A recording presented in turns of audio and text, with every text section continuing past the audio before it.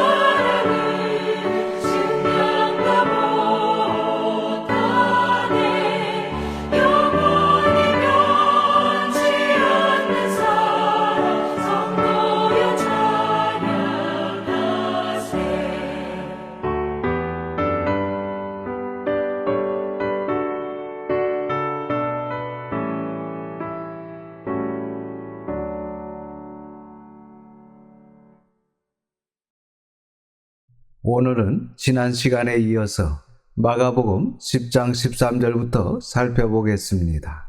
13절부터 16절까지는 어린아이에게 안수하시는 예수님을 기록하고 있습니다. 13절에서 16절입니다. 같이 읽겠습니다.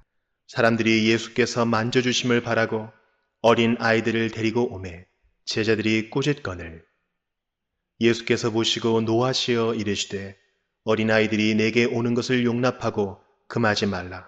하나님의 나라가 이런 자의 것이니라. 내가 진실로 너희에게 이르노니 누구든지 하나님의 나라를 어린아이와 같이 받들지 않는 자는 결단코 그곳에 들어가지 못하리라 하시고 그 어린 아이들을 안고 그들 위에 안수하시고 축복하시니라. 사실 유대 사회는 여성과 어린아이는 수에도 지지 않았습니다. 그런데 본문에 예수님께서는 오히려 어린아이와 같지 아니하면 하나님 나라에 들어가지 못한다고 말씀하고 계십니다. 그렇다면 우리가 마태복음에서 살펴봤는데 어린아이와 같이 된다는 것은 어떤 것일까요?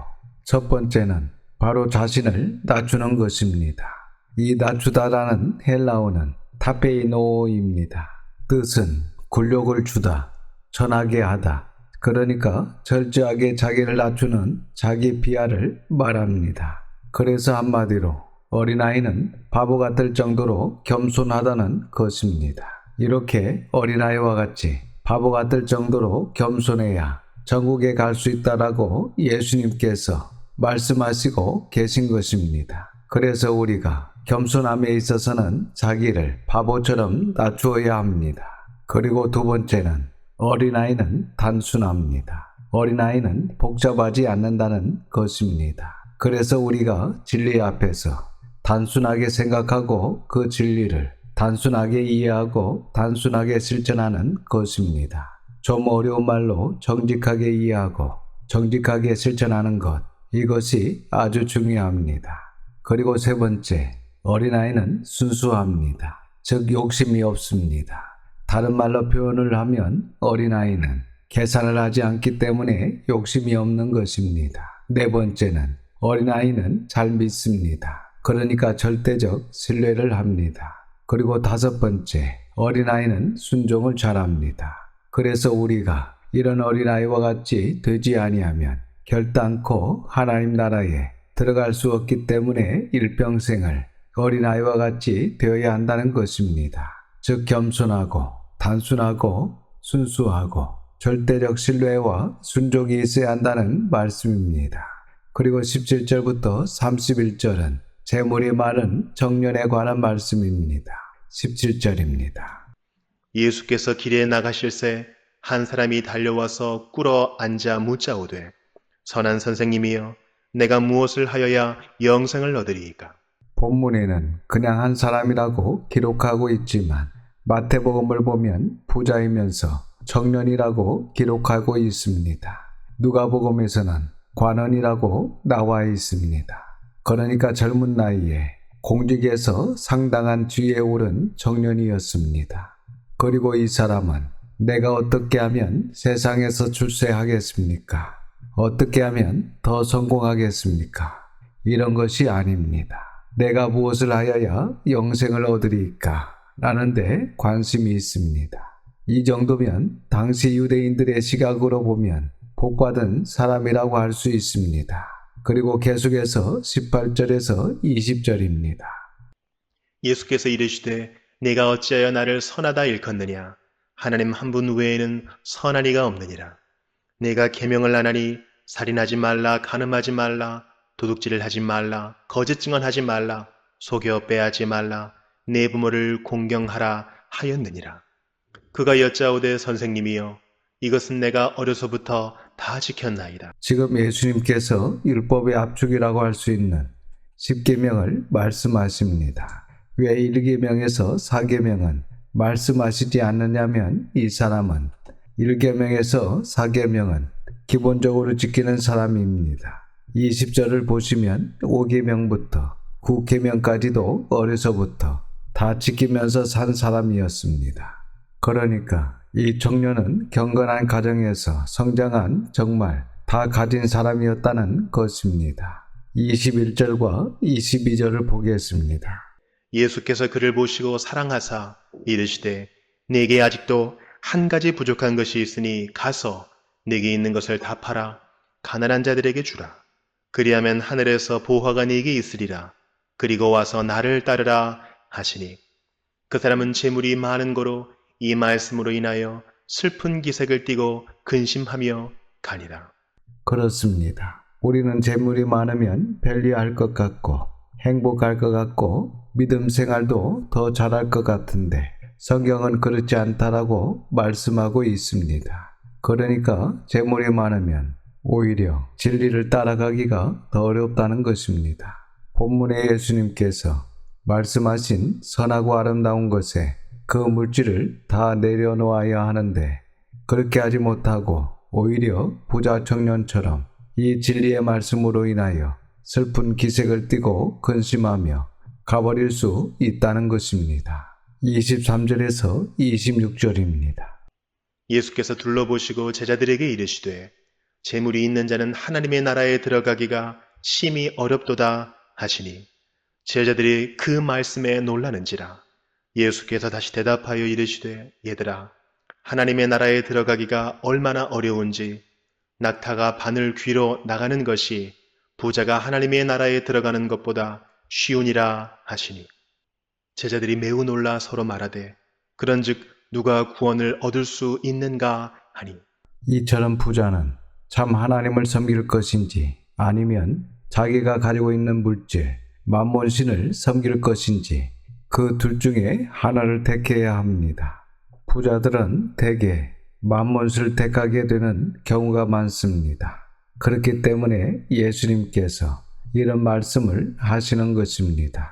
그리고 솔직히 본문에 당시 이 부자 청년 정도 되면 대단한 신앙인입니다. 오늘날로 하면 교회에서 가장 사랑받고 부러워할 사람이라고 할 수 있는 그런 사람입니다. 그런데 그런 사람이 천국에 못 간다는 이야기입니다. 그러니까 26절을 다시 보시면 제자들이 야, 이 1등 신앙인이 천국 못 가면 누가 천국 가겠나 이렇게 하며 매우 놀라워하는 것입니다. 그래서 우리가 본문을 통해서 분명히 발견할 수 있는 교훈이 두 가지가 있습니다. 첫 번째는 구원받는 문제가 매우 어렵다는 것입니다. 복음주의자들이 주장하는 것처럼 절대로 그렇게 간단하지 않습니다. 성경 창세기부터 요한계시록까지 전체를 공부해 보면 구원이 그렇게 간단한 것이 아님을 분명히 알 수 있습니다. 그리고 두 번째는 부자가 천국 가기가 어렵다는 것입니다. 그런데 예수님께서 27절을 보시면 또 놀라운 이야기를 하십니다. 27절입니다. 예수께서 그들을 보시며 이르시되 사람으로는 할 수 없으되 하나님으로는 그렇지 아니하니 하나님으로서는 다 하실 수 있느니라. 그렇습니다. 정말 부자가 천국 가는 것은 낙타가 바늘귀에 들어가는 것보다 더 어려운 일입니다. 거의 불가능한 일입니다. 그런데 하나님께서는 그 문제까지도 해결하실 수 있다는 것입니다. 그래서 매우 적은 숫자지만 간혹 거룩한 부자가 나온다는 것입니다. 즉 구원받은 부자가 간혹 있다는 것입니다.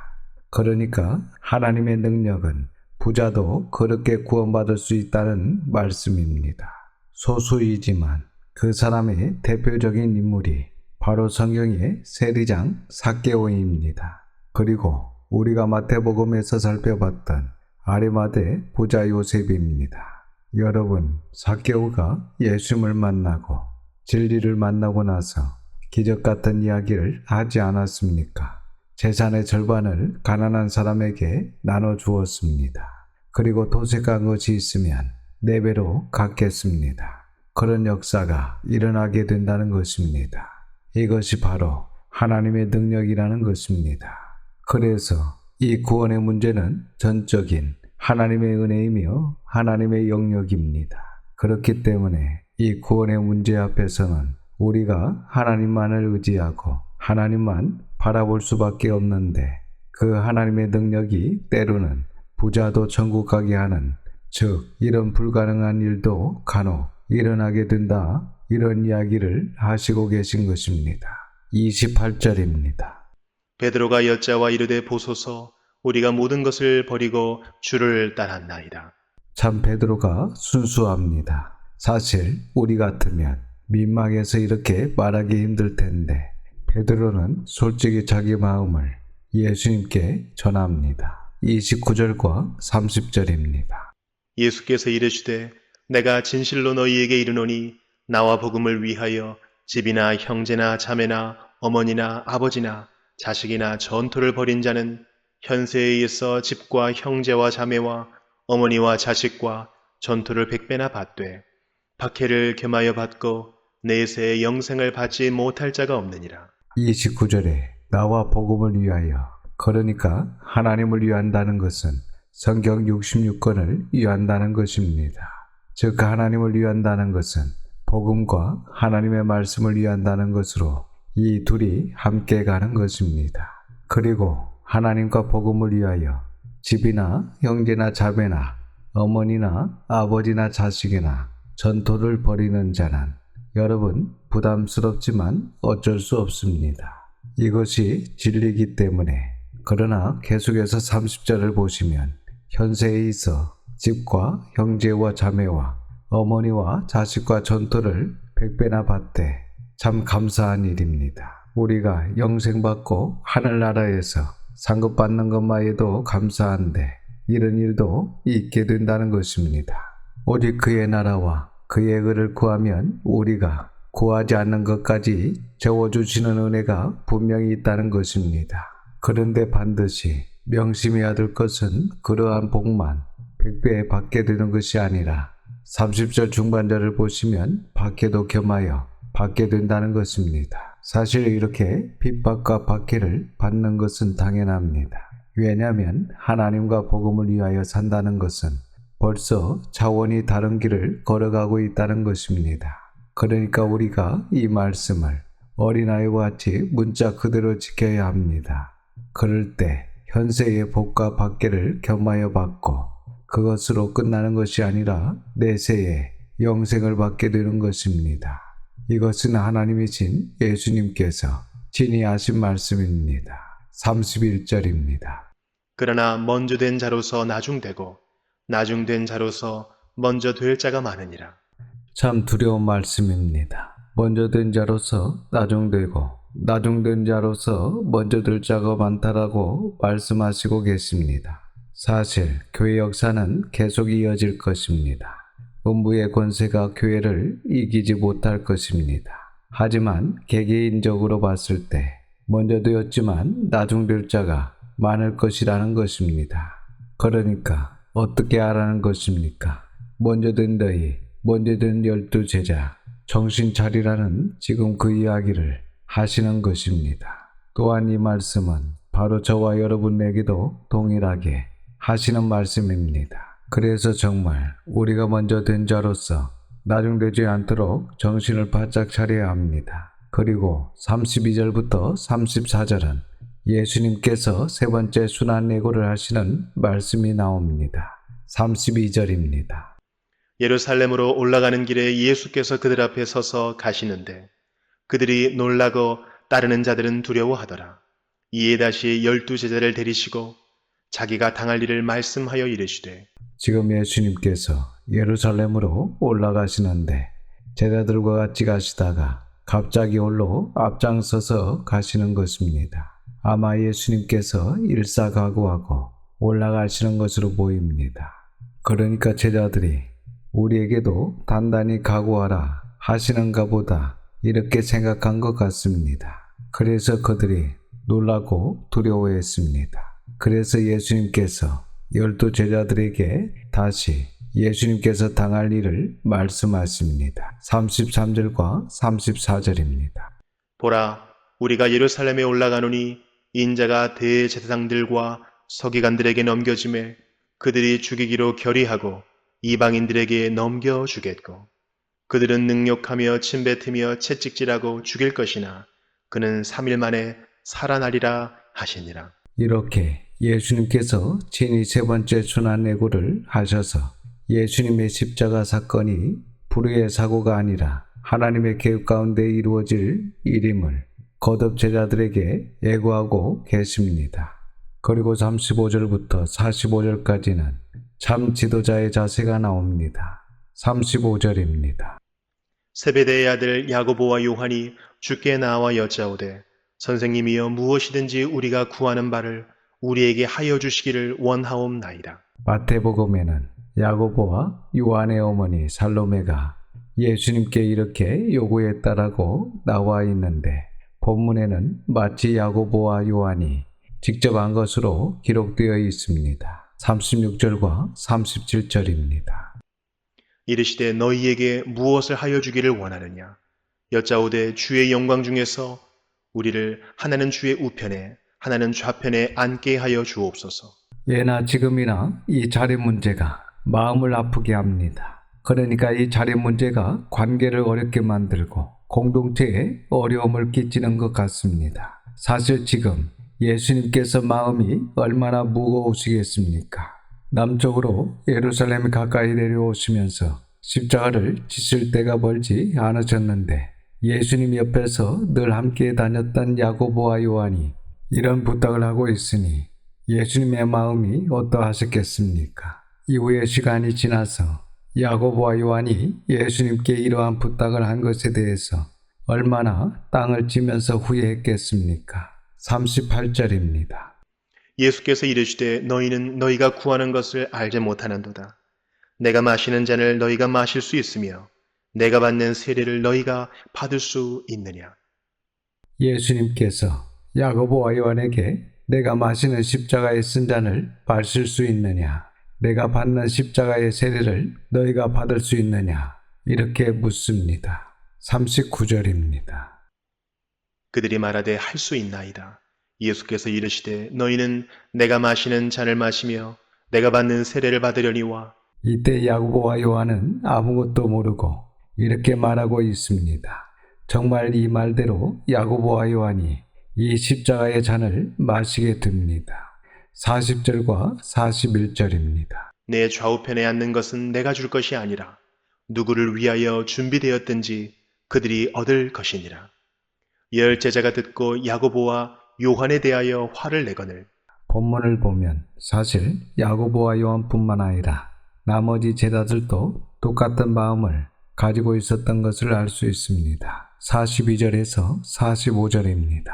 예수께서 불러다가 이르시되 이방인의 집권자들이 그들을 임의로 주관하고 그 고관들이 그들에게 권세를 부리는 줄을 너희가 알거니와. 너희 중에는 그렇지 않을지니 너희 중에 누구든지 크고자 하는 자는 너희를 섬기는 자가 되고 너희 중에 누구든지 으뜸이 되고자 하는 자는 모든 사람의 종이 되어야 하리라. 인자가 온 것은 섬김을 받으려 함이 아니라 도리어 섬기려 하고 자기 목숨을 많은 사람의 대속물로 주려 함이니라. 그러니까 세상에서는 이방인의 집권자들이 백성들을 마음대로 주관하고 세상에서는 그 고관들이 마음대로 권세를 부리지만 너희 중에는 그렇지 않을지니 그러니까 너희는 교회는 이방인의 집권자들 그리고 고관들과 달라야 한다는 것입니다. 교회 지도자는 세상 지도자들 그리고 세상의 권세와 달라야 된다는 것입니다. 어떻게 달라야 합니까? 43절 중반절에 너희 중에 누구든지 크고자 하는 자는 섬기는 자가 되고 그리고 44절에 너희 중에 누구든지 으뜸이 되고자 하는 자는 모든 사람의 종이 되어야 하리라. 이 말씀은 세상 그 어디에서도 들을 수 없는 이야기입니다. 성경 하나님의 말씀에만 기록되어 있는 말씀입니다. 그리고 이 말씀은 제자들에게만 하시는 말씀이 아니라 이 시간 저와 여러분 진리를 추구하며 이 진리의 길을 가고 있는 모든 성도들에게 하시는 말씀입니다. 그래서 저와 여러분의 어떤 태도가 섬기는 자세, 모든 사람의 종이 되는 그러한 자세가 되어야 된다는 것을 명심해야 합니다. 사실 이 말씀은 이 본문뿐만 아니라 예수님의 삶 전체를 통해서 계속해서 선포되고 있는 말씀입니다. 즉 복음서의 큰 흐름 중에 하나입니다. 반드시 진리에 속해 있는 사람이라면 섬기는 자가 되어야 되고 모든 사람의 종이 되어야 합니다. 그러면서 45절을 다시 한번 읽겠습니다. 인자가 온 것은 섬김을 받으려 함이 아니라 도리어 섬기려 하고 자기 목숨을 많은 사람의 대성물로 주려 함이니라. 아멘. 사실 지도자가 그렇게 하지 않고 이렇게 하라면 그 말이 힘이 없지만 예수님께서 몸소 그 길을 가시고 그 발자국을 따라오라고 말씀하시니까 힘이 있는 것입니다. 그래서 이 말씀 앞에 모든 성도가 아멘이라고 화답해야 합니다. 이 시간 바라기는 저를 비롯한 우리 성도들과 자녀들이 예수님께서 걸어가신 그 발자취를 한 걸음 한 걸음 기쁨으로 걸어가며 기쁨으로 섬길 수 있기를 주님의 이름으로 축원합니다. 그리고 46절부터 52절은 맹인 바디메오를 고쳐주신 말씀이 기록되어 있습니다. 46절입니다. 그들이 여리고에 이르렀더니 예수께서 제자들과 허다한 무리와 함께 여리고에서 나가실 때에 디메오의 아들인 맹인 거지 바디메오가 길가에 앉았다가 이제 이 여리고라는 지역을 벗어나게 되면 예루살렘으로 바로 올라가게 됩니다. 그러니까 예수님께서 공생애를 마무리하시며 예루살렘으로 들어가시기를 위해 여리고를 지나가실 때에 바디메오의 아들인 맹인 거지 바디메오가 길가에 앉아 있었습니다. 그런데 맹인에다가 거지인 이 불쌍한 사람이 예수님께 소리를 지릅니다. 47절입니다. 나사렛 예수시란 말을 듣고 소리질러 이르되 다윗의 자손 예수여 나를 불쌍히 여기소서 하거늘. 보십시오. 분명히 이 사람이 듣기는 나사렛 예수라고 들었는데 입으로 고백하기를 다윗의 자손 예수라고 고백하고 있습니다. 이 다윗의 자손 예수라는 말은 메시아의 대명사입니다. 그래서 이 맹인 거지 바디메오에게는 메시아에 대한 분명한 인식이 있었다는 것입니다. 아, 저분이 구약에 예언되어 있던 그 여호와 하나님의 아들 기름 부으심을 받은 자 예수 그리스도시구나 라는 확신이 있었다는 것입니다. 그리고 47절 하반절을 보시면 나를 불쌍히 여기소서. 여러분, 이 고백은 맹인 거지 바디메오만의 고백이 아니라 우리의 진정한 고백이어야 합니다. 기도할 때마다, 예배당에 나올 때마다, 하나님 앞에 무릎을 꿇을 때마다 우리가 고백해야 하는 기도입니다. 48절에서 50절입니다. 많은 사람이 꾸짖어 잠잠하라 하되 그가 더욱 크게 소리질러 이르되 다윗의 자손이여 나를 불쌍히 여기소서 하는지라. 예수께서 머물러 서서 그를 부르라 하시니 그들이 그 맹인을 부르며 이르되 안심하고 일어나라. 그가 너를 부르신다 하매 맹인이 겉옷을 내버리고 뛰어 일어나 예수께 나아오거늘. 본문의 겉옷은 바디메오에게 전 재산이라고 할 수 있는 근것입니다. 그리고 이 겉옷은 당시 이불로 사용하는 정말 밤에 이 겉옷이 없으면 누워 잘 수가 없습니다. 그런데 이 사람은 예수님께서 너를 부르신다 하니 너무 기쁘고 놀라서 이 겉옷을 내버리고 뛰어 일어나 예수님께 나왔다는 것입니다. 51절과 52절입니다. 예수께서 말씀하여 이르시되 내게 무엇을 하여 주기를 원하느냐. 맹인이 이르되 선생님이여 보기를 원하나이다. 예수께서 이르시되 가라 내 믿음이 너를 구원하였느니라 하시니 그가 곧 보게 되어 예수를 길에서 따르니라. 그렇습니다. 그냥 눈뜨기를 원합니다. 하지 않고 이 바디메오는 정확하게 보기를 원하나이다. 그리고 52절을 보시면 이 바디메오는 예수님께서 가라 하셨는데 그는 예수님을 따라왔습니다. 사실 어떤 사람은 따라오라고 해도 안 따라오는 사람이 태반인데 이 사람은 가라 했는데도 예수님을 따라가는 것입니다. 그러니까 비록 맹인이고 거지였지만 이 바디메오는 믿음이 있었고 메시아를 알아보는 눈이 있었던 것입니다. 그래서 이 바디메오도 삭개오처럼 마지막 기회를 잡은 사람 중에 하나라고 할 수 있습니다. 왜냐하면 이제 예수님께서 이 여리고를 지나 예루살렘으로 올라가시면 바로 십자가를 지시기 때문입니다. 그러니까 이 기회를 놓치면 다시는 예수님을 못 만날 수 있기 때문입니다. 그래서 이 바디메오에게는 이번 기회가 처음이자 마지막 기회였습니다. 이처럼 바디메오가 매우 불행한 사람이었지만 자신에게 다가온 이 한 번의 기회를 놓치지 않았기 때문에 그의 불행이 극복될 수 있었던 것입니다. 여러분, 우리의 인생에도 하나님께 은혜를 받을 수 있는 기회는 사실 그렇게 많지 않습니다. 그래서 이 바디메오처럼 우리에게도 보는 눈과 듣는 귀, 깨닫는 마음이 있어서 우리에게 어떤 은혜의 기회가 왔을 때, 즉 하나님의 카이로스라고 하는 하나님의 때, 은혜의 때가 왔을 때 그 기회를 놓치지 않기를 주님의 이름으로 축원합니다. 기도하겠습니다. 아버지 하나님, 하나님의 거룩하신 이름을 찬양합니다.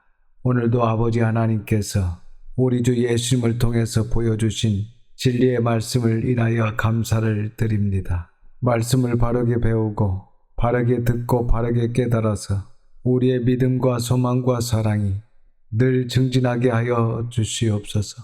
그리하여 저희들과 저희들의 자녀들이 기쁨으로 섬기며 감사함으로 예수님께서 가신 그 길을 한 걸음 한 걸음씩 함께 걸어갈 수 있도록 붙들어 주시옵소서.